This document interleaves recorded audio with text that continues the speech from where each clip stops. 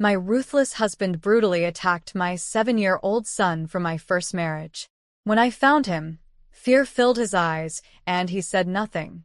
Desperate for answers, I secretly activated a hidden camera. What I saw left me stunned. My husband's shocking actions were captured on tape. I called the police, but just as they were about to arrive, an unexpected event unfolded that left everyone gasping in disbelief. My name is Lisa, and I'm 37 years old. I live in the vibrant city of Denver with my 7-year-old son, Ethan. My life has been a whirlwind of responsibilities and joys, but let me take you back to how it all began. The moment I thought I had found my perfect partner. 2 years ago, I attended a local business conference focused on green initiatives. I was excited. This was a chance to network, learn new strategies for my role as a marketing manager, and connect with like-minded individuals.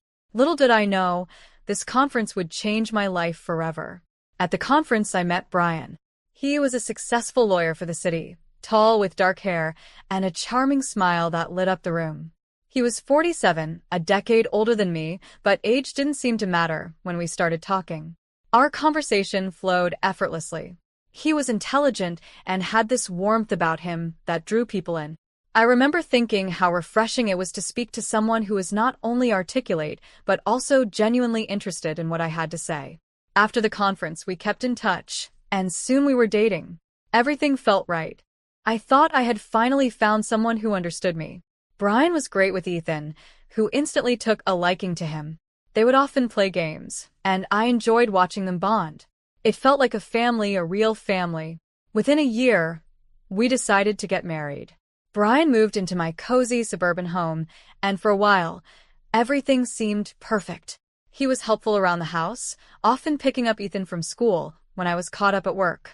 "You know, I'm getting good at this parenting thing," he would tease, flashing that charming smile. I laughed, grateful for the support.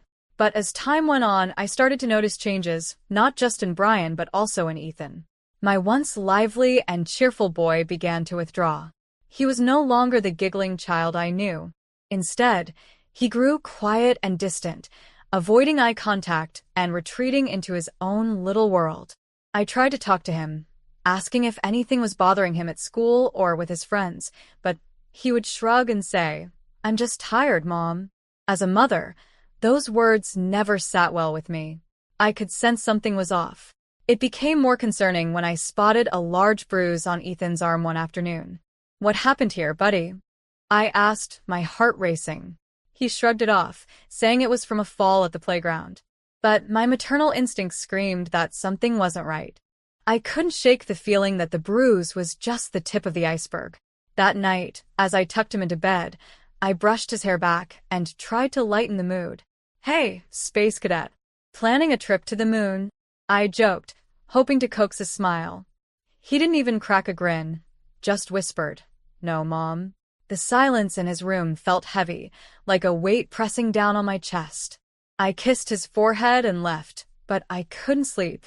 I lay in bed, thoughts swirling in my mind. I kept thinking about the bruise, about his distance, and about how Brian was behaving differently too. He had started coming home later from work, often lost in thought, his demeanor shifting from warm and caring to tense and irritable. I had to find out what was going on. After a restless night, I decided to take action. I needed to know the truth. I remembered reading about hidden cameras, how they could provide evidence in situations like these. That idea lodged itself in my mind, and I began to formulate a plan. The next day, I purchased a small, discreet camera and carefully installed it in Ethan's room, making sure it was well hidden but positioned to capture everything. I hoped it wouldn't come to this, but the thought of Ethan being hurt filled me with dread. If there's something going on, I'll find out, I told myself, determination rising within me. A few days later, I reviewed the footage.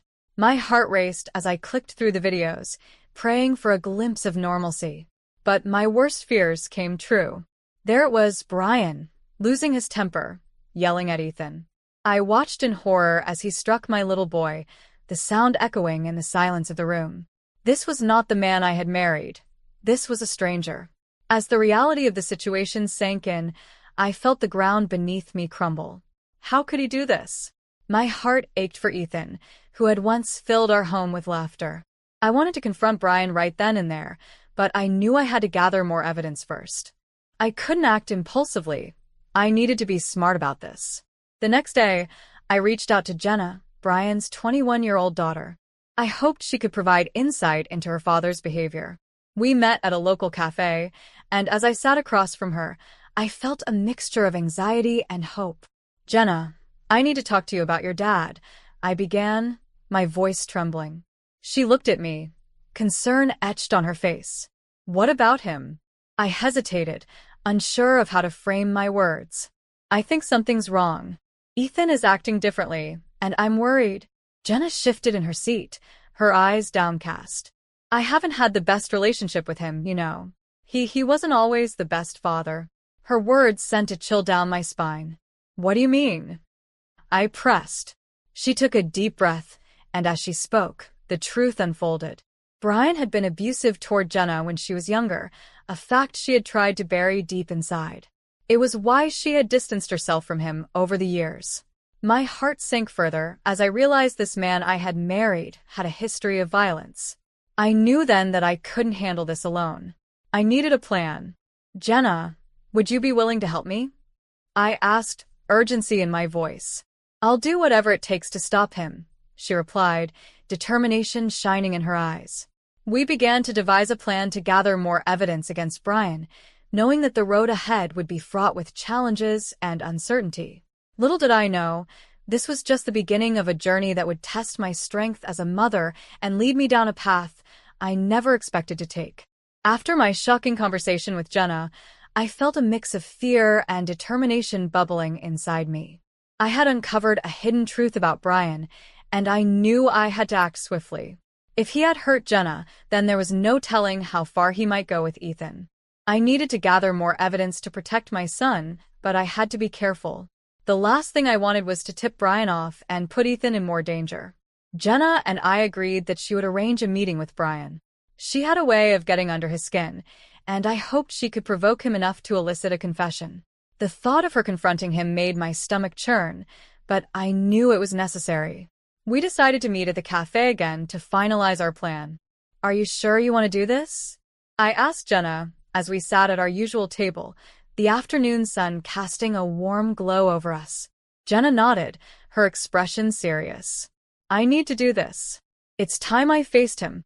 No one should have to endure what we did." I admired her bravery, but the fear for Ethan's safety gnawed at me. "Just be careful. We need to make sure you're safe," I cautioned. "I will. I'll record the conversation on my phone," she assured me. "He won't see it coming." As the days went by, I watched Ethan closely, always on high alert. He seemed to sense my anxiety, often asking if everything was okay. I would smile and assure him that all was well, but inside, I was a bundle of nerves. The thought of what Brian might do if he sensed the tension in our home haunted me. Finally, the day of the meeting arrived. Jenna texted me just before she left to see Brian. "I'm on my way. Wish me luck." "Be safe," I replied, my heart racing as I paced the living room. I couldn't focus on anything else. Time stretched out, each minute feeling like an eternity. I kept replaying the possibilities in my mind. What if Brian got angry? What if he turned violent? An hour later, I received a text from Jenna. "I got him to talk. I'll come over now." My heart pounded in my chest as I waited for her to arrive. When Jenna finally walked through the door, she looked shaken but determined. "I got it," she said, pulling out her phone. He admitted it. Relief washed over me, but it was quickly replaced by a sense of dread. "What did he say?" I asked, my voice trembling. Jenna played the recording, and as Brian's voice filled the room, I felt sick. "You were too weak, Jenna. I had to show you discipline. And Ethan? He needs to learn respect. Sometimes, tough love is the only way." Listening to those words made my blood run cold. I couldn't believe I had let this man into our lives. "We have to go to the police with this," I said, my voice steadying with newfound resolve. "I agree, but we need more evidence." "One recording may not be enough," Jenna replied, her eyes bright with determination. I nodded, realizing she was right. "I'll keep the camera in Ethan's room and monitor it closely." We need to capture anything else that might happen. That night, as I tucked Ethan into bed, I couldn't shake the sense of unease. Do you feel safe, buddy? I asked, brushing his hair back. He looked up at me, those big brown eyes filled with innocence. Of course, Mom. Why wouldn't I? I forced a smile, but inside, I was a storm of worry. I kissed his forehead and left the room, my heart heavy with the knowledge of what was happening beneath our roof. Over the next few days, I kept the camera rolling, checking the footage daily. My stomach twisted with each viewing, hoping for a glimpse of normalcy, but instead, I was met with more of Brian's explosive anger. He would come home late, often already in a foul mood, and I would hear him yelling at Ethan for minor mistakes, like not cleaning up his toys or leaving the bathroom light on. I was horrified. How could he treat my sweet boy this way? I whispered to myself as I replayed the recordings. One evening, after another episode of Brian's fury, I decided to confront him. We need to talk, I said firmly, my heart racing. Brian looked up from his paper, surprise crossing his face. About what? About how you're treating Ethan. He's just a child, I exclaimed, trying to keep my voice steady. His expression hardened. You're overreacting, Lisa. Kids need discipline. They need to understand consequences. No. This isn't discipline, it's abuse. I shot back, feeling the heat rise in my chest. He stood up, towering over me. You don't know what you're talking about. I'm doing what's best for him. The argument escalated, and I could feel the air between us crackle with tension. I had to stay strong for Ethan. I won't let you hurt him anymore. I'll go to the police if I have to.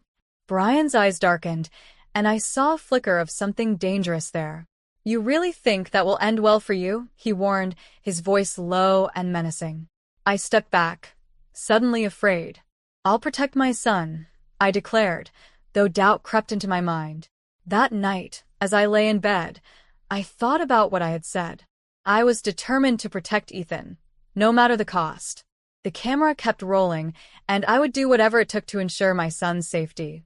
The tension in our home was palpable, and I knew I was on a collision course with the man I had once loved. As the night wore on, I couldn't shake the feeling that the storm was only just beginning. The days following my confrontation with Brian were filled with a heavy tension that seemed to suffocate our home. I kept the camera rolling, hoping to catch something, anything, that would prove his abusive behavior. Each time I checked the footage, dread clawed at my insides. The man I once thought I knew had become a stranger, someone I feared might truly harm my child. Ethan remained blissfully unaware of the storm brewing around us. He continued to be his sweet, curious self, asking questions about the world and drawing pictures of superheroes. I admired his resilience, but I could see glimpses of unease in his eyes when Brian was around. It broke my heart. One evening, as I prepared dinner, I heard the front door slam. My heart raced. Brian was home early. I quickly glanced at the camera feed on my phone, seeing him storm into the living room. The tension was palpable, and I knew something was about to happen. Ethan, playing with his toys on the floor, looked up at Brian, his face lighting up for a brief moment. Dad, look at what I made, he said, holding up a crumpled paper rocket. Instead of encouragement, Brian's face twisted in annoyance. What is that mess? Don't you know how to clean up after yourself? He snapped, his voice sharp. I felt a surge of anger. How could he talk to Ethan that way? I wanted to rush in, but I knew I needed to gather more evidence. So, I stood frozen in the kitchen, watching the scene unfold through the camera. Ethan's smile faded, and he dropped the rocket. I'm sorry, Dad. I was just trying to have fun, he said quietly. Brian's eyes darkened. Fun? You think this is fun? You need to learn some respect, he shouted, his face reddening with rage. In that moment, I couldn't take it anymore. I stormed into the living room, adrenaline surging through my veins. Brian, stop. He's just a child, I shouted, my voice rising above his. He turned to me, surprise flickering across his face before morphing into anger. Stay out of this, Lisa. You have no idea what you're talking about. Enough. You need to treat him with love, not anger, I pleaded, stepping between Brian and Ethan. Love? This kid needs discipline. You're making him weak, he spat back, his fists clenched at his sides. I stood my ground, refusing to back down. No, Brian. You're the one who's weak. Hitting a child is not discipline. It's abuse. At that moment, the room was charged with tension, and I felt a sense of clarity wash over me. I couldn't let him continue this way. I'm taking this to the police, I declared, my voice steady despite the fear coursing through me. Brian laughed, a cold, bitter sound that sent chills down my spine. You really think that will end well for you? You'll regret this, Lisa. My heart raced as I realized the danger I was putting myself and Ethan in. I'm protecting my son, Brian. That's all that matters. He stepped closer, his eyes narrowing. You'll regret this decision. You think you're the victim here? You don't know what you're asking for. Just then, Ethan, sensing the rising tension, tugged at my shirt. Mom, I'm scared, he whispered, his small voice trembling. I knelt down, wrapping my arms around him. It's okay, sweetheart. You're safe, I reassured him, but inside I was terrified. I could feel the walls closing in, and I knew I had to act quickly. As the night wore on, I lay awake in bed, my mind racing. Brian's threats echoed in my head. I couldn't let fear dictate my actions. I had to protect Ethan at all costs. The next morning, I made a decision. I would gather the recordings and evidence I had collected over the past weeks and go to the police. I couldn't let Brian's abuse go unchecked any longer. When Ethan woke up, I hugged him tightly, determined to shield him from the darkness that loomed over us. I love you, buddy. Remember that, no matter what happens, I whispered, kissing the top of his head. As I prepared to confront the police, I felt a mix of fear and hope. This was the moment I had been waiting for, but it was also the moment I feared most. Would they believe me? Would they protect Ethan? With my heart pounding, I gathered the recordings, my resolve hardening. I was ready to fight for my son, ready to face the monster I had once called my husband. The journey ahead would be fraught with challenges, but I knew I had to be brave. For Ethan's sake, I had to uncover the truth, no matter the cost. The day I decided to go to the police felt like stepping into a storm. My heart pounded in my chest as I held the recordings tightly in my hands, each one a painful reminder of what Brian had done to Ethan. I took a deep breath, reminding myself that I was doing this to protect my son. He needed me to be brave, and I wouldn't let him down. As I drove to the police station, the streets of Denver felt unfamiliar, almost surreal. I could hardly concentrate on the road, my mind swirling with doubt and fear. What if they didn't believe me? What if Brian found out? But I pushed those thoughts aside. I had to focus on Ethan. I had to do this for him. When I arrived, I parked the car and sat for a moment, staring at the building. The reality of my situation sank in. I was about to report my husband for child abuse. I felt like I was stepping into a new world, one filled with uncertainty, but also with hope. Taking a deep breath, I entered the police station, my heart racing. I approached the front desk, trying to project confidence even as my hands trembled. I need to report child abuse, I said, my voice steady despite the turmoil inside me. The officer looked up, concern evident on his face. Of course, ma'am. Let me take you to an interview room. He led me down a corridor, and as I walked, I felt the weight of my decision pressing down on me.